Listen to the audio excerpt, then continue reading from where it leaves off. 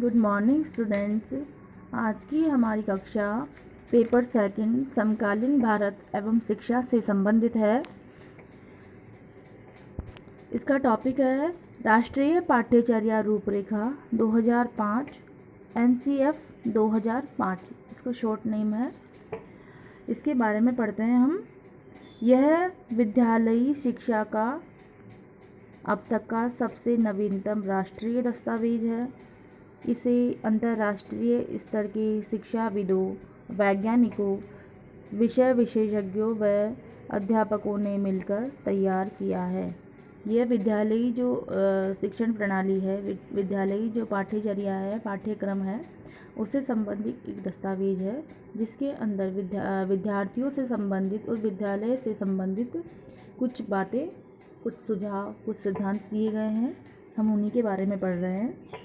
मानव विकास संसाधन मंत्रालय की पहल पर प्रोफेसर यशपाल की अध्यक्षता में देश के चुने हुए 23 विद्वानों ने शिक्षा को नई राष्ट्रीय चुनौतियों के रूप में देखा। इसके लिए कुछ फैसले लिए हैं उन्होंने। NCF 2005 के सिद्धांत देखते हैं।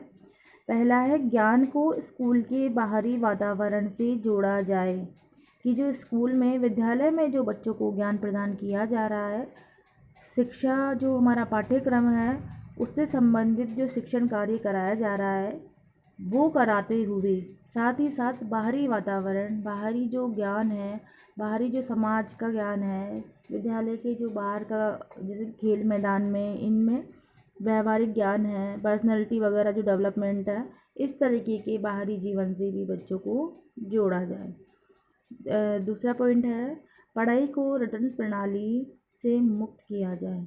शिक्षा प्रणाली में, वर्तमान शिक्षा प्रणाली में क्या होता है कि साल भर बच्चा एक पाठ्यक्रम को पढ़ता है, कोर्स पूरा करता है, उसके बाद में वो एग्ज़ाम देता है और पास होता है। ये उन्होंने सोच रखा है बच्चों ने।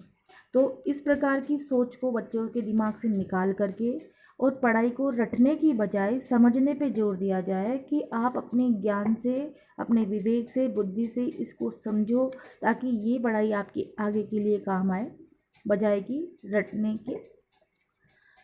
क्योंकि रटने से बच्चे का बौद्धिक विकास भी रुक जाता है। वो सिर्फ रट के और पास होने की सोचता है, इसके अलावा किसी प्रकार का ज्ञान प्राप्त करने के बारे में वो नहीं सोचता है।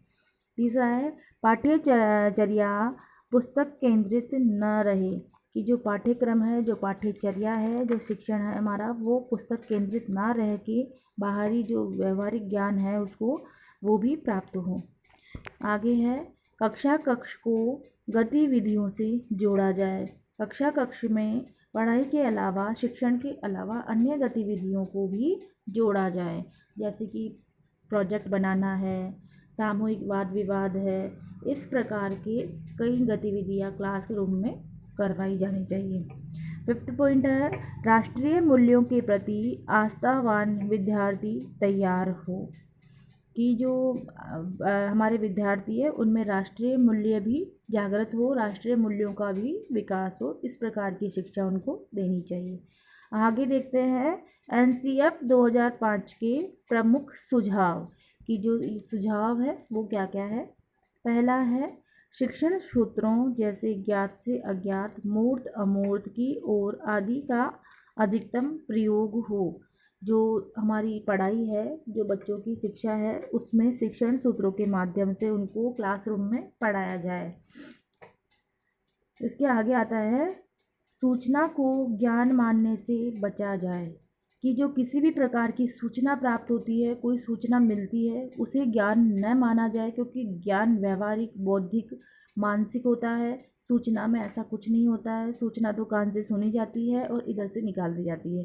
बाकी ज्ञान जो है वो आप अपनी बुद्धि में बैठ जाता है, वो आपको जीवन पर्यंत वो चीज़ आपके दिमाग में रहती है और आप उससे कुछ ना कुछ सीखते रहते हैं। इसीलिए सूचनाओं को ज्ञान न माना जाए। ज्ञान ज्ञान होता है, सूचनाएं सूचनाएं होती हैं। तीसरा है, विशाल पाठ्यक्रम व मोटी किताबें शिक्षा प्रणाली की असफलता का प्रतीक है, इनसे बचा जाए। मोटी किताबों पर जोर देना कि पाठ्यक्रम को बढ़ाया जाए, मोटी मोटी किताबें बच्चों के लिए तैयार की जाए, ऐसा गलत है। बल्कि में छोटी किताबें हो या कम ज्ञान हो, लेकिन वो स्थायी ज्ञान हो, अच्छा ज्ञान हो, उपयोगी ज्ञान हो। इस प्रकार की पाठ्यचर्या तैयार करनी चाहिए। फिर है मूल्यों को उपदेश देकर नहीं, वातावरण देकर स्थापित किया जाए। कि क्लास में टीचर आया और उपदेश देकर चला गया बच्चों को कि ऐसा करना चाहिए, ये नैतिक मूल्य है, नैतिकता रखो, आपने सामाजिकता रखो, ऐसे व्यवहार अच्छा रखो। इस प्रकार से ना करके उनको उसको करने के लिए वातावरण प्रस्तुत किया जाए, उसको नैतिक आचरण करने के लिए वैसा वातावरण स्टूडेंट के सामने रखा जाए। सामाजिकता का प्रदर्शन करने के लिए उसको समाज में ले जाया जाए। व्यवहार के लिए, अच्छे व्यवहार के लिए उसे लोगों के बीच में ले जाया जाए कि वो किस प्रकार का व्यवहार करेगा और कैसा करना चाहिए, ये सिखाने के लिए वातावरण देना चाहिए, ना कि उपदेश। फिर है अच्छे विद्यार्थियों की धारणा में बदलाव आवश्यक है। अर्थात अच्छा विद्यार्थी वह है जो तर्कपूर्ण बहस के द्वारा अपने मौलिक विचार शिक्षक के सामने प्रस्तुत करता है। कि विद्यार्थी क्लास में बैठे हैं, सारे विद्यार्थी चुपचाप बैठे हैं, टीचर पढ़ा रहा है, बच्चों को कोई मतलब नहीं है, ऐसा ना हो कि विद्यार्थियों में जिज्ञासा होनी चाहिए, उनमें जानने के लिए इतनी बेचैनी होनी चाहिए, इच्छा होनी चाहिए कि वो टीचर से पूछे और वो टीचर से बात करे, तर्क करे। इस प्रकार का ज्ञान बच्चों को देना चाहिए, इस प्रकार की पाठ्यचर्या कोर्स में रखनी चाहिए। फिर आगे है इसमें अभिभावकों को सख्त संदेश दिया जाए कि बच्चों को छोटी उम्र में निपुण बनाने की आकांक्षा रखना गलत है। वर्तमान शिक्षा प्रणाली में क्या होता है कि जो अभिभावक है उनको लगता है कि मेरा बेटा फर्स्ट क्लास में गया है, प्ले ग्रुप में गया है और ये पूरा विद्वान बन जाए, इसको सब कुछ आ जाए और मेरा बच्चा सबसे इंटेलिजेंट हो, क्लास में टॉप करे। इस प्रकार की अभिभावक की सोच गलत है। बच्चे को आप छोटी सी उम्र में निपुण नहीं बना सकते, समय आने पर ही वो निपुण बन पाएगा, समय आने पर ही उसको उसके हिसाब से ज्ञान प्राप्त हो पाएगा। उसको अपनी उम्र के अनुसार पढ़ने देना चाहिए, दबाव नहीं डालना चाहिए। 7वां पॉइंट है बच्चों को स्कूल से बाहरी जीवन में तनाव मुक्त वातावरण प्रदान करना। बच्चों को स्कूल में बहुत तनाव होता है, कहते हैं आजकल बस्ते का बोझ। ये भी हमारे सरकार ने अभी एक कुछ चलाया था कार्यक्रम कि बस्ते का बोझ कम किया जाए बच्चों का। बहुत ज़्यादा लोड बच्चों के ऊपर हो रहा है पढ़ाई का, तो स्कूल में ही इतना लोड है कि वो 6 से 8 घंटे तक लगातार बच्चे पढ़ते रहते हैं और बाहर जैसे ही वो बाहर जाते हैं वैसे भी वो पूरे पूरे दिन पढ़ना पढ़ना पढ़ना। तो उसके बाहरी जीवन को इस प्रकार तनाव मुक्त वातावरण दिया जाए। आपने देखा होगा कि अभी आजकल छोटे बच्चों को तो होमवर्क देना भी अलाउ नहीं कर रखा है। ये भी हमारे यहाँ मना कर दिया गया है कि ज़्यादा होमवर्क आप बच्चों को नहीं दे सकते हो। इस प्रकार से तनाव मुक्त वातावरण उनको प्रोवाइड करवाई जा रही है। फिर है कक्षा में शांति का नियम बार बार ठीक नहीं है, अर्थात जीवंत कक्षागत वातावरण को प्रोत्साहित किया जाना चाहिए।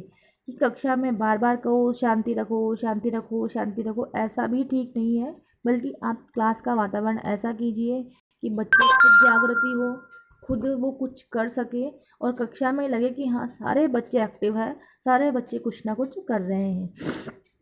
9वां है सह शैक्षिक गतिविधियों में बच्चों के अभिभावकों को भी जोड़ा जाए।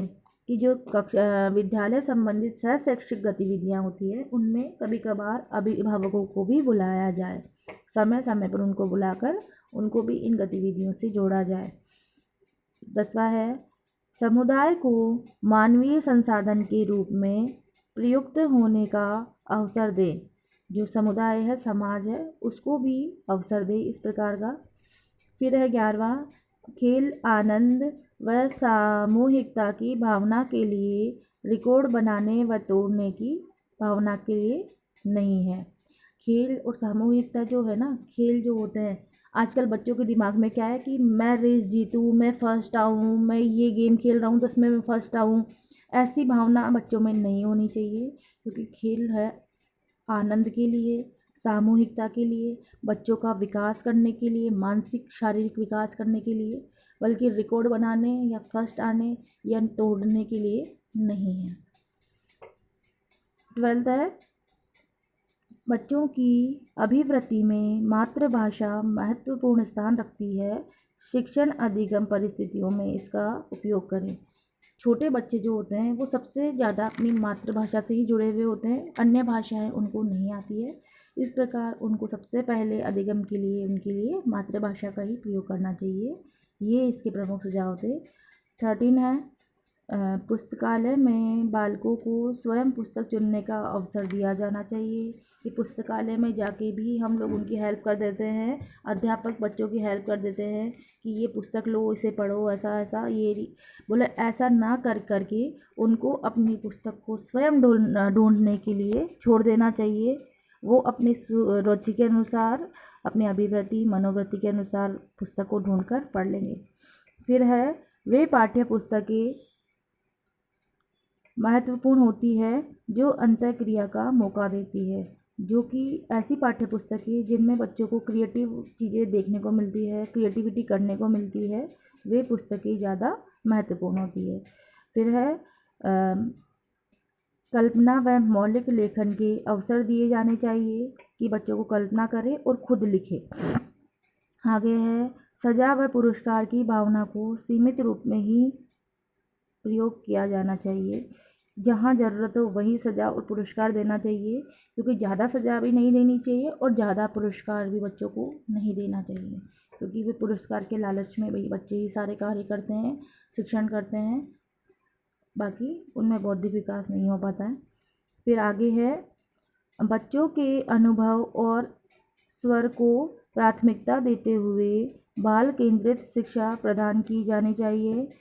बच्चे जिस लेवल के हैं, जिस उम्र के हैं, जिस क्लास के हैं, उसी के अकॉर्डिंग बच्चों के ऊपर निर्भर शिक्षा प्रदान की जानी चाहिए। सांस्कृतिक कार्यों में मनोरंजन के स्थान पर सौंदर्य बोध को देना चाहिए।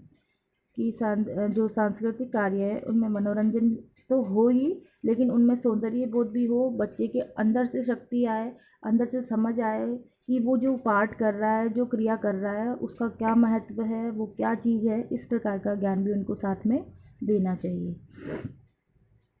जैसे कि कोई बच्चा अगर सांस्कृतिक कार्य में मान लो कृष्ण भगवान की भूमिका निभा रहा है या राधा जी की भूमिका निभा रहा है या किसी महापुरुष गांधी जी, कोई नेहरू जी, किसी की अगर वो भूमिका निभा रहा है, तो मनोरंजन तो हो प्लस साथ में उसमें सौंदर्य बोध भी हो, वो उनके बारे में, उनके जीवन के बारे में भी जाने। इस प्रकार का ज्ञान बच्चों को देना चाहिए। आगे देखते हैं, शिक्षक प्रशिक्षण एवं विद्यार्थियों के मूल्यांकन को सतत प्रक्रिया के रूप में अपनाया जाए। कि बच्चों का जो मूल्यांकन है, ऐसा नहीं कि एक बार पूरा कोर्स पढ़ना है साल भर में और फिर एग्ज़ाम देना है, ऐसा ना करके उनका पूरा मूल्यांकन, बच्चों का व्यवहार, बच्चों का ज्ञान, बच्चों की पढ़ाई, अन्य गतिविधियां, सब को पूरे साल भर निरीक्षण करना चाहिए, देखते रहना चाहिए कि बच्चा किस प्रकार से कार्य कर रहा है। इस प्रकार से आगे है, शिक्षकों को शिक्षण संस्थान व नवाचार